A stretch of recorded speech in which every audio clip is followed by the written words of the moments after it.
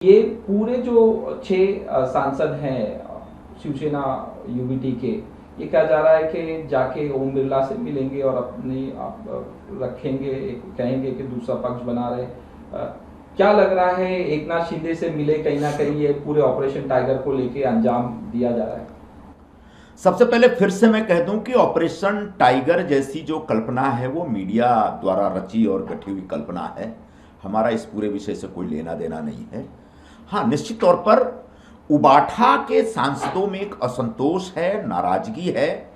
उबाठा के विधायकों में भी नाराजगी है, असंतोष है, और इस वजह से उनके नेतृत्व के प्रति जो उनकी अनास्था है, जो अविश्वास है, उसकी वजह से उनमें एक छटपटाहट है और बेचैनी है। अब इस छटपटाहट और बेचैनी का मैनिफेस्टेशन क्या होगा, वो किधर जाएंगे, क्या करेंगे, सारी बातें जो मीडिया में आ रही है वो भी हम देख रहे हैं, सुन रहे हैं, और इस बारे में हमें बहुत कुछ नहीं कहना है। निश्चित तौर पर इतना कहना चाहूँगा कि संजय राउत जैसे लोग जो कल तक अपने सांसदों के लिए प्रेम और आदर की भाषा का इस्तेमाल करते थे, आज अपने सांसदों को गाली देने लगे। कल शाम होते होते तो अपने सांसदों को उन्होंने बिकाऊ तक बता दिया। अब हिंदी में जो मशहूर लाइन है कि धूल आपके चेहरे पे है और आप आईना साफ कर रहे हैं। धूल चेहरे पे थी और पूरी ताउम्र हम आईना साफ करते रहे। मतलब आपकी पूरी पार्टी के नेतृत्व खत्म हो चुका है। आपके नेतृत्व में काम करने की अब क्षमता नहीं है। आपने अपनी पार्टी को हिंदुत्व से तोड़ दिया, जिसकी वजह से आपके कार्यकर्ताओं में, आपके कैडर में, आपके एमएलए में, आपके एमपीज में एक भयंकर असंतोष है, बेचैनी है। आप इस चीज को नहीं पहचान रहे हैं और इसको पहचानने के बजाय आप अपने ही कैडर को दोष दे रहे हैं, उनको गाली दे रहे हैं, ऐसे ऐसे शब्दों का इस्तेमाल कर रहे हैं जिसका निश्चित तौर पर सभ्य समाज में इस्तेमाल करना वर्जित है। तो यह उबाठा का अपना फ्रस्ट्रेशन है, उबाठा का अपना विखंडन है। और मैंने जैसा कल भी कहा था कि 2029 आते आते जिस प्रकार से उबाठा का नेतृत्व काम करता है वो पूरी तरह से खत्म हो जाएगा। उनके कैडर के लोग बड़े पैमाने पर छोड़ छोड़ करके निकल रहे हैं और ये अब जो बचे हुए एमएलए और एमपीज हैं वो भी छोड़ छोड़ कर निकले। संजय राउत ने कहा, जब मीटिंग थी मातोश्री में, जो एमपी सांसद थे, उन्होंने साईं बाबा की शपथ खाई, माँ भवानी की शपथ खाई, अपने बच्ची की शपथ खाई, यहाँ तक कि बाला साहब ठाकरे की भी शपथ खाई और कहा कि हम उद्धव बाला साहब ठाकरे की पार्टी में ही रहेंगे। क्या कहना? शपथ तो उद्धव ठाकरे जी ने और संजय राउत जैसे लोगों ने भी शिवसेना प्रमुख बाला साहब ठाकरे की खाई थी। उन्होंने भी हिंदुत्व की शपथ खाई थी, उन्होंने भी माँ तुलजा भवानी की शपथ खाई थी, उन्होंने भी छत्रपति शिवाजी महाराज की शपथ खाई थी। लेकिन आखिरकार वो शपथ तोड़ करके वो कांग्रेस की गोद में जाके बैठ गए और हिंदुत्व से उन्होंने गद्दारी की, शिवसेना प्रमुख बाला साहब ठाकरे से गद्दारी की। तो अगर आप शपथ की बात करें तो शपथ तो आप तोड़ते हैं, कस्में आपने तोड़ी और आपने जो शिवसेना की विचारधारा रही है उस विचारधारा के साथ गद्दारी की। शिवसेना प्रमुख की जो विचारधारा थी उस विचारधारा से गद्दारी की और जिसकी वजह से आपके पार्टी के कैडर में, एमएलएज में, एमपीज में एक भयंकर बेचैनी है, नाराजगी है। और उसी नाराजगी का जो नतीजा है वो दिख रहा है कि आपके एमपीज आपको छोड़कर जाने का मन बना रहे हैं। सर, कल ट्वीट करके संजय राउत ने कहा कि एक एक सांसद को 15 करोड़ रुपए दिए जा रहे हैं। फिर उसके बाद उसमें ट्वीट में अपडेट करके कहा कि इनकी तो कीमत 50,000 की भी नहीं थी, उद्धव बाला साहब ठाकरे के ब्रांड की वजह से इनको इतना पैसा मिल रहा है। और अब प्रेस कॉन्फ्रेंस की सुबह उसमें खुल के अपशब्द कहे और कहा कि इसको काटो भी मत, इसी तरह से दिखाओ। क्या? देखो, संजय राउत एक पागल किस्म का इंसान है। उसकी जो जुबान है उसमें हड्डी नहीं है, इसलिए कभी भी कुछ भी बोल सकता है। और संजय राउत जो ये फर्जी आंकड़े लोगों के सामने लेके आते हैं, इसको साबित करने के लिए उनके पास दम नहीं है, ताकत नहीं है, इसको स्थापित नहीं कर सकते। इसलिए उस फ्रस्ट्रेशन में संजय राउत अपने साथियों को कभी गाली देते हैं, कभी उनको बिकाऊ बताते हैं, कभी उनकी कीमत लगाते हैं।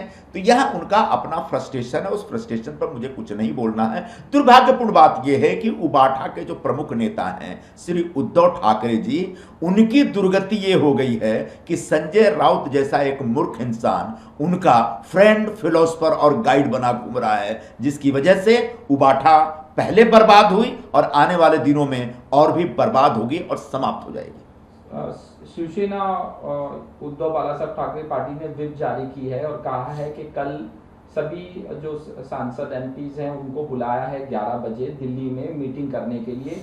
यहाँ तक कि ओम बिरला को भी पत्र लिखा है। अरविंद सावंत ने कहा कि अगर कुछ भी इनको लेके करना है या दल बनाना तो पहले हमें भी जानकारी दी जाए, और ये भी कह रहे हैं कि अब हम हमारी लीगल जो है कानूनी लड़ाई लड़ रहे हैं, इस तरह की बात। उद्धव ठाकरे जी संजय राउत के प्रभाव में, दुष्प्रभाव में आकर वो भी कब क्या करते उनको समझ में नहीं आता।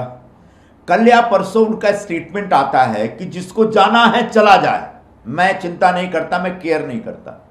और अब जब पता चला कि उनके लोग जाने वाले हैं, नाराज हैं, उनके नेतृत्व में उनका विश्वास नहीं है, उनको लगता है कि उद्धव ठाकरे जी का नेतृत्व पूरी तरह से बर्बाद हो चुका है, नष्ट हो चुका है, निष्क्रिय हो चुका है, और अब जब वो इधर उधर जाने के चक्कर में हैं या चाह रहे हैं, तब उनके खिलाफ उनको रोकने का एक प्रयत्न हो रहा है और व्हिप वगैरह इश्यू हो रहा है। तो बुनियादी तौर पर उबाठा और उसका नेतृत्व पूरी तरह से कंफ्यूज्ड है। बुनियादी तौर पर उबाठा और उसका नेतृत्व पूरे महाराष्ट्र की राजनीति करने में कोई रुचि नहीं रखता, महाराष्ट्र के जन सामान्य के मुद्दों पर काम करने में कोई रुचि नहीं रखता, महाराष्ट्र के गांव-गांव में जाकर के लोगों से मिलना, उनकी बातें सुनना, उनकी तकलीफों को दूर करने के लिए संघर्ष करना, अभियान चलाना, इसमें कोई रुचि नहीं है।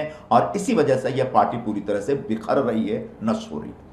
आप भी शिवसेना में थे, आपने पार्टी छोड़ी और फिर उसके बाद छगन भुजबल, राज ठाकरे और भी नारायण राणे, फिर एकनाथ शिंदे, तो अब किस तरह से ये सब पार्टी छोड़ छोड़ के?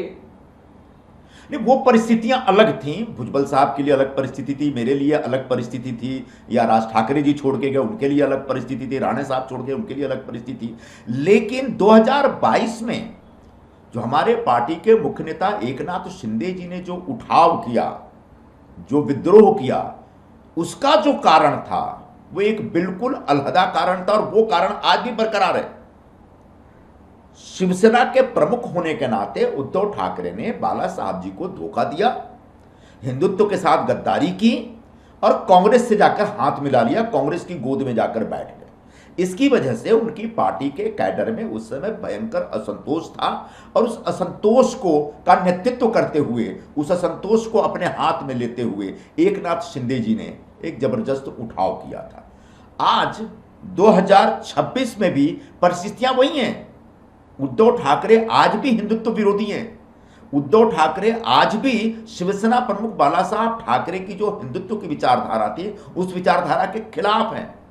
उद्धव ठाकरे आज भी कांग्रेस और उसकी जो मुस्लिम परस्ती वाली नीतियां हैं, उन नीतियों के साथ चल रहे हैं। इसकी वजह से उनके आज भी जो चुने हुए विधायक या सांसद हैं वो उनसे नाराज हैं और उस नेतृत्व में उनका विश्वास नहीं है।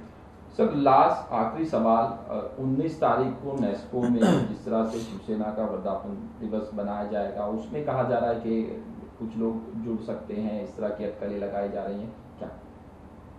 देखिए, 19 जून को शिवसेना का 60वां स्थापना दिवस है, और हम शिवसेना प्रमुख के विचारों को लेकर आगे बढ़ रहे हैं।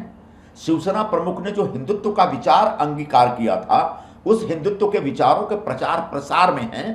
तो निश्चित तौर पर हम अधिकृत तौर पर शिवसेना का स्थापना दिवस मनाने जा रहे हैं। बहुत जोश के साथ, बहुत उत्साह के साथ, बहुत जल्लोष के साथ शिवसेना का वर्धापन दिवस, जिसको हम स्थापना दिवस कहते हैं, उसका आयोजन हम लोग करने जा रहे हैं। उसको सेलिब्रेट करने हम लोग जा रहे हैं गोरेगांव के नेस्को में। अब हमें अपनी पार्टी का वर्धापन दिवस, अपने पार्टी का स्थापना दिवस सेलिब्रेट करना है, उसको मनाना है। और इसमें अगर कोई कहीं से आना चाहेगा, उसमें हमारे इस यात्रा में शामिल होना चाहेगा, तो हम उसको रोक नहीं सकते, उसका हम स्वागत करेंगे, बशर्ते उसे शिवसेना प्रमुख श्री बाला साहब ठाकरे जी के विचारों में विश्वास हो।